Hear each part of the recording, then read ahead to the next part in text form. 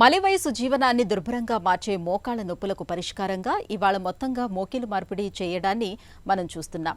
అయితే ఈ సర్జరీతో ఉన్న చిక్కేమిటంటే దెబ్బతిన్న మోకీలు భాగంతో పాటు ఆరోగ్యంగా ఉన్న ఇతర భాగాల్ని లిగమెంట్లను కూడా తొలగిస్తున్నారు. దీంతో మోకాలి కదలికలు పరిమితమవుతున్నాయి. దీనికి పరిష్కారంగా పాక్షిక మోకీలు మార్పిడి సర్జరీ అందుబాటులో ఉంది. కార్టిలేజ్ కొంతమేరకు మాత్రమే దెబ్బతిన్న వారికి ఈ పాక్షిక మోకీలు మార్పిడిని ఒక చక్కటి పరిష్కారంగా చెబుతారు డాక్టర్లు. పాక్షిక మోకీలు మార్పిడి గురించి అడిగి తెలుసుకుందాం. మనకు మోకాళ్ళ నీ రీప్లేస్మెంట్లో ఉన్నప్పుడు మనం కంప్లీట్ నీ రీప్లేస్ చేస్తామంటే ఫ్రంట్ సైడ్స్ అన్ని both sides and that petal also sometimes we can change. Out of the letters ఒక 100 మందిలో నీ రీప్లేస్మెంట్ అవసరం పడితే అట్లీస్ట్ 10 to 15% పేషెంట్స్కి కంప్లీట్గా డ్యామేజ్ కాకపోవచ్చు, అంటే ఒక భాగమే డ్యామేజ్ అవుతుంది. అలాంటి సిచ్యువేషన్లో మనం దాన్ని పార్షియల్ నీ రీప్లేస్మెంట్ చేయవచ్చు. సో మనం నీ రీప్లేస్మెంట్ గురించి డిస్కస్ చేసేటప్పుడు ఇది మన నీ రీప్లేస్మెంట్ ఇంప్లాంట్ అండి.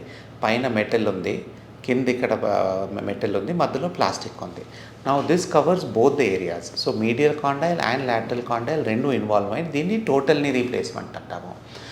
ఇన్ సర్టన్ సిచ్యువేషన్స్ అరౌండ్ 10% పేషెంట్స్లో వాళ్ళకి కంప్లీట్ అవసరం పడకపోతే డ్యామేజ్ అంత సివియర్ లేకుండా ఓన్లీ 1 పార్ట్ డ్యామేజ్ అయిందనుకోండి, అప్పుడు మనం ఓన్లీ పార్షియల్ రీప్లేస్మెంట్ చేయవచ్చు. అంటే ఈ అవుటర్ పార్ట్ ఉండదు, ఈ outer part of the surgery ఉండదు, ఓన్లీ ఈ పార్ట్ ఉంటుంది. So either the medial or the lateral part, inner part, outer part only half change అవుతాయి. ఇవంతా మన నార్మల్ బోనే ఉంటుంది.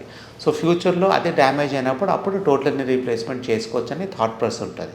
సో పార్షియల్ చేసుకోవాలా టోటల్ చేసుకోవాలా మన డాక్టర్ ఎక్స్పీరియన్స్ బట్టి డాక్టర్ ఒపీనియన్ తీసుకొని డిసైడ్ చేయాలి. But 90 to 95% of surgeries by and large are టోటల్ని రీప్లేస్మెంట్స్, బికాజ్ దాని సక్సెస్ బాగుంటుంది, లైఫ్ బాగుంటుంది, రికవరీ బాగుంటుంది. పార్షియల్ రీప్లేస్మెంట్స్కి దాని అడ్వాంటేజెస్ ఉన్నాయి, బట్ దాని డిసడ్వాంటేజెస్ ఆల్సో ఉంటాయి. సో అవన్నీ మనం డాక్టర్తో డిస్కస్ చేసుకొని అప్పుడు చేయాలి.